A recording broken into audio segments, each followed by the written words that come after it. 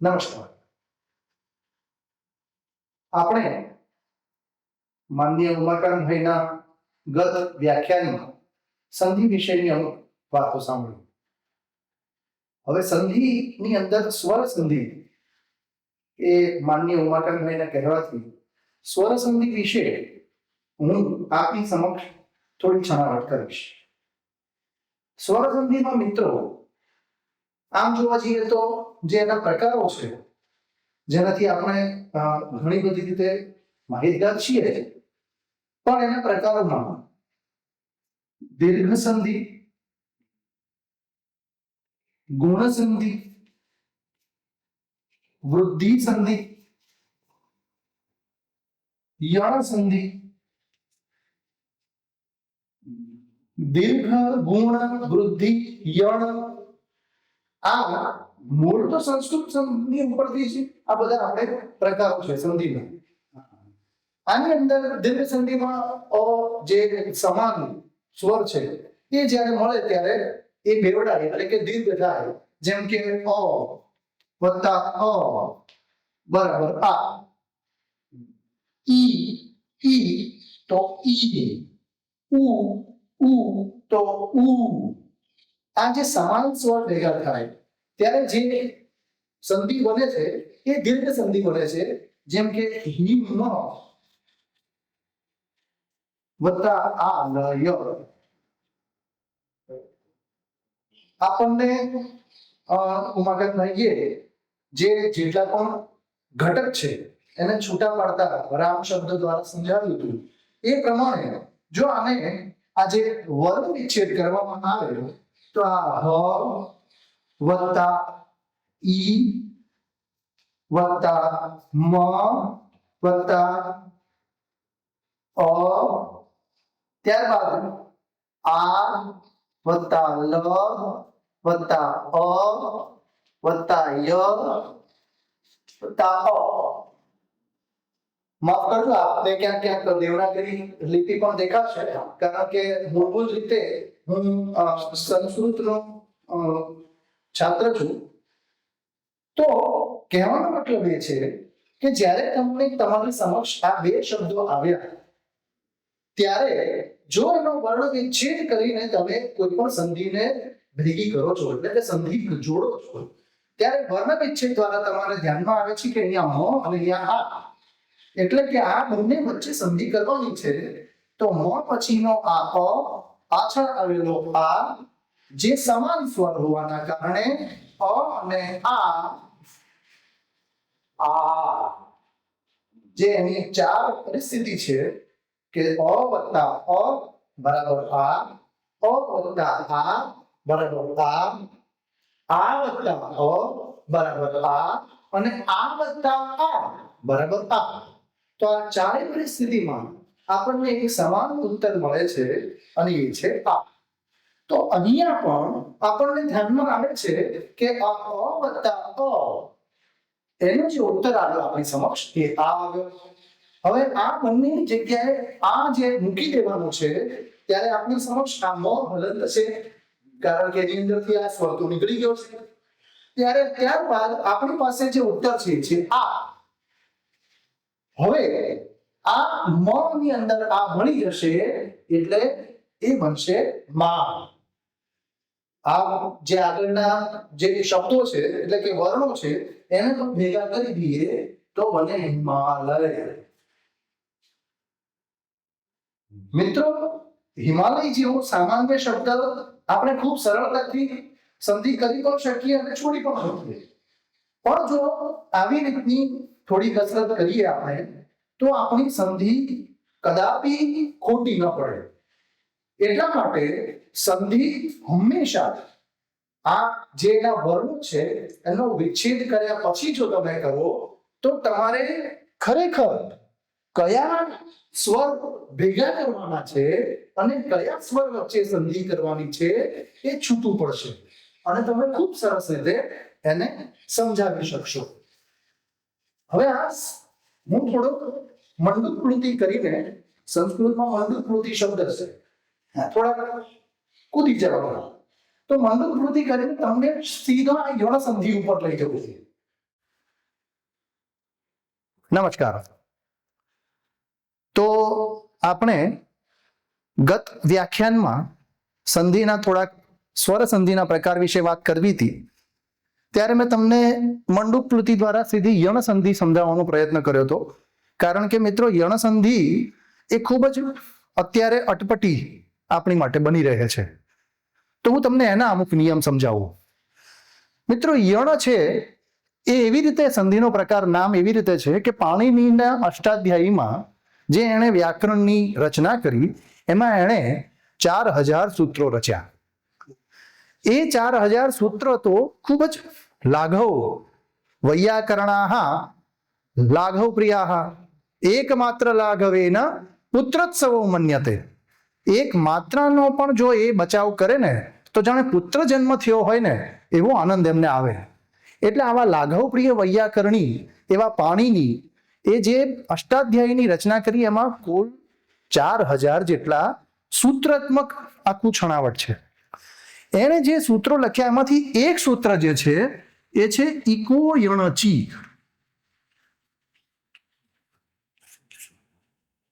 એક સૂત્ર છે ઇકો યણચી. આ સૂત્ર સ્વર સંધિના આ યણ સંધિ સમજાવવા માટેનું સૂત્ર છે. ઈક એ પ્રત્યાહાર ને બધી વિષય બહુ મોટો છે અને એની અંદર બધું ઘણું વિજ્ઞાન છે. માટે આપણે સીધું એની આ યણ સંધિ કેવી રીતે છે એ સમજાવવા માટે મેં તમને આ સૂત્ર બતાવ્યું કે આ ઇકો યણચીને કારણે યણ કહેવાય છે આ સંધિને. આ યણ સંધિનો મુખ્ય જે ઉપયોગ છે એ છે કે આપણે અગાઉના જેટલા પણ આ નિયમો દીર્ઘ ગુણ વૃદ્ધિ એમાં જોયું ત્યારે અ વત્તા અ અથવા તો ઈ વત્તા ઈ અથવા તો ઉ વત્તા ઉ આ પ્રકારના કઈ ના કોઈ જોયા. આની અંદર આપણે જોયું અ વત્તા એ, અહીંયા આગળ આપણે જોયું અ વત્તા ઓ અથવા તો આપણે જોયું કે અ વત્તા ઈ અથવા અ વત્તા ઉ.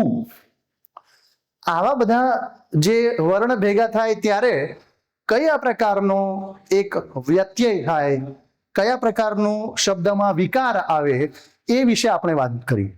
પણ મિત્રો, આ ઇકો યણચી એટલે કે યણ સંધિની અંદર એ પ્રકારે છે કે આમાં અગાઉનો જે સ્વર છે એ ઈ હશે. ઈ આગળ આપણે જોયા એમાં સમાન સ્વર હોય તો ઈ વત્તા ઈ હતું. બાકી દરેકે દરેક સંધિમાં લગભગ આ ત્રણમાં આગળ તો ક્યાંક ને ક્યાંક આપણને અ જોવા મળતો હતો. અ વત્તા ઈ તો આમ, અ વત્તા ઉ તો આમ, એવી બધી આપણે અલગ અલગ પરિસ્થિતિઓમાં શું સંધિ થાય એ જોયું. પણ અહીંયા આગળ ઈ વત્તા પાછળ આ ઈ અથવા તો દીર્ઘ ઈ, આ બે સિવાયનો કોઈ પણ સ્વર ઈ અને ઈ પછી ઈ અને ઈ સિવાયનો કોઈ પણ સ્વર આવે તો ય થાય.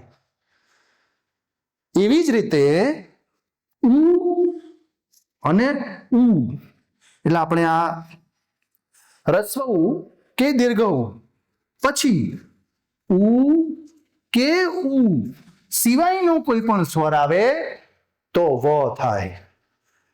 ઇકો યણચી જે સૂત્ર છે એ આપણને આ શીખવે છે. હવે ખૂબ મજાની વાત છે, જોજો તમે. આપણે કોઈ પણ નગરમાં પ્રવેશ કરીએ તો આપણને શું જોવા મળે છે? ગાંધીનગર શહેરમાં આપનું સુસ્વાગતમ.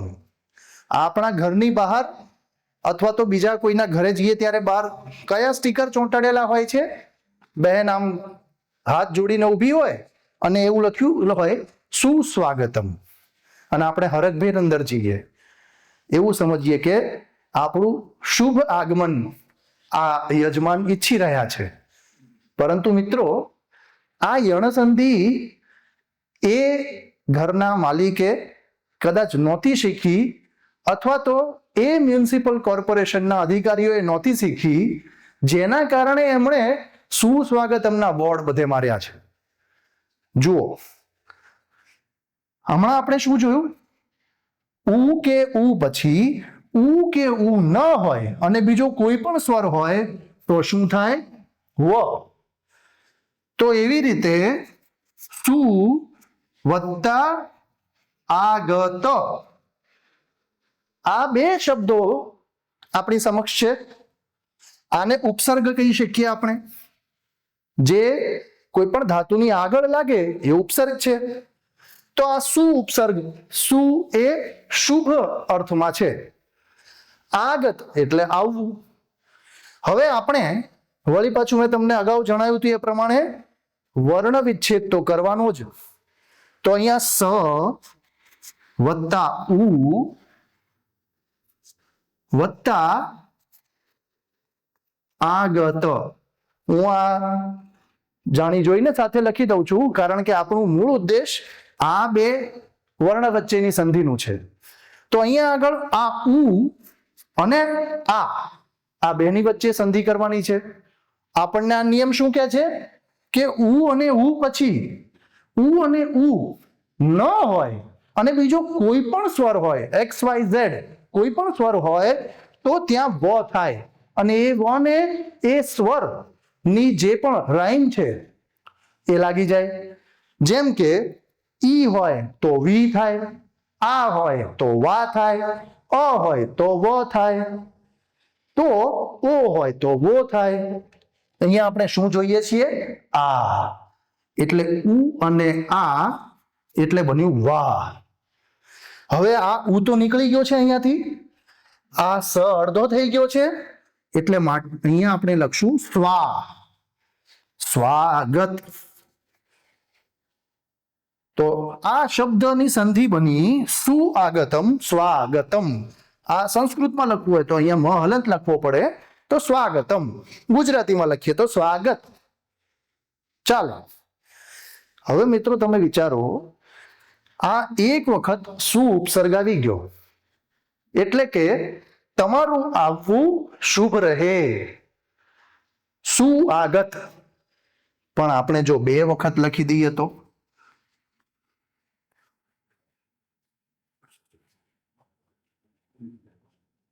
મારે સમજાવવાની જરૂર નથી કે શેના આવવાની રાહ જોઈએ છે આપણે. સુઆગતમ, કારણ કે આપણને જે મોટા મોટા હોર્ડિંગમાં લખાયેલું જોવા મળે છે એ તો આ જોવા મળે છે, સુસ્વાગતમ. તો મિત્રો આ સુ જે છે આ ઉપસર્ગની જરૂર જ નથી, કારણ કે સુ ઉપસર્ગ તો આની અંદર રહેલો જ છે. પણ મિત્રો મેં તમને અગાઉ કહ્યું એ પ્રમાણે આ યણ સંધિ કે જેનાથી આપણને સમજમાં આવે છે કે ઉ કેવું પછી ઉ કેવું નહીં, પરંતુ બીજો કોઈ પણ સ્વર હોય તો વ થાય. એ નિયમ કદાચ એ ઘરના યજમાન અથવા તો આપણી કોઈ પણ શહેરની નગરપાલિકા ન જાણતી હોય તો આ સુસ્વાગતમ લખે, જે બિલકુલ સદંતર ખોટો શબ્દ છે. તો યણ સંધિ સમજાવવાનું કારણ જ મિત્રો એ છે કે એની અંદર આપણે પુષ્કળ ભૂલો કરીએ છીએ. એવી રીતે તમને એક ઈ અને ઈ નું ઉદાહરણ આપી દઉં. મિત્રો ઈ પછી ઈ અને ઈ ન હોય અને બીજો કોઈ સ્વર હોય તો ય થાય. જેમ કે પ્રતિ વત્તા અક્ષર. માનનીય ઉમાકાંતભાઈએ આ શબ્દનું આગળના વ્યાખ્યાનોમાં ઉદાહરણ આપી દીધું છે, પણ ત્યારે સંધિનો આ વિષય નહોતો એટલા માટે એની સીધી સંધિ કરી હતી. પણ પ્રતિ અને અક્ષ, ફરી વખત મિત્રો યાદ રાખજો, વર્ણ વિચ્છેદ કરું છું જે બહુ જરૂરી છે. પ ર, જ્યારે સંયુક્ત અક્ષર હોય, સંયુક્ત વર્ણ હોય ત્યારે કેવી રીતે આપણે રેફ વાળી વાતને અગાઉના વ્યાખ્યાનમાં આપણે સરખી રીતે સમજી ચૂક્યા છીએ. ઉમાકાંતભાઈએ આપણને સરસ દર્શાવ્યું હતું કે ક્યારે કેવી રીતે, ક્યારે ર આગળ લેવો અને ક્યારે ર પાછળ લેવો. અહીંયા આગળ પ્રતિ છે તો આપણે બોલી રહ્યા છીએ ત્યારે પ્ર, પ ર, પ્ર, અને અ પણ ઉચ્ચાર થાય છે એટલે આ થયું પ્ર. પ, ર અને અ એટલે આ બન્યો પ્ર વત્તા ત વત્તા ઈ વત્તા અ વત્તા ક વત્તા શ વત્તા અ. જો કે આપણે આ ક્ષ ને અત્યારે અડવાની જરૂર નથી, પણ આ એક પાછો સંયુક્ત અક્ષર છે એટલા માટે એને છૂટો પાડ્યો. આપના ધ્યાનમાં આવે કે ક્ષ ખરેખર ક શ નો બનેલો છે, એટલે આને આપણે સીધો ક્ષ લખી દઈએ અહીંયા અત્યારે. હવે આપણે ક્યાં જોવાનું છે? અહીંયા પ્રતિમાંથી ત વત્તા ઈ અને અહીંયા અક્ષનો અ, એટલે આ આપણી સમક્ષ આવ્યું ઈ વત્તા અ. આ ઈ પછી આપણને કયો સ્વર જોવા મળે છે? અ. આપણો નિયમ આપણને ફરી વખત યાદ કરાવે છે કે જ્યારે ઈ અને ઈ પછી ઈ અને ઈ ન હોય ત્યારે તમારે ય કરવાનો. એટલા માટે આપણે આની જગ્યાએ આ ય ઉતારી દીધો. ય તો ઉતારી દીધો કારણ કે પાછળ અ છે, પણ હવે આ ત જે છે એ ખોડો બની ગયો, હલંત થઈ ગયો, એટલે આપણે આ ત આની સાથે જોડ્યો. તો આ ક્ષ પાછળ છે, આ પ ર અ ભેગા કરીએ એટલે પ્રત્યક્ષ.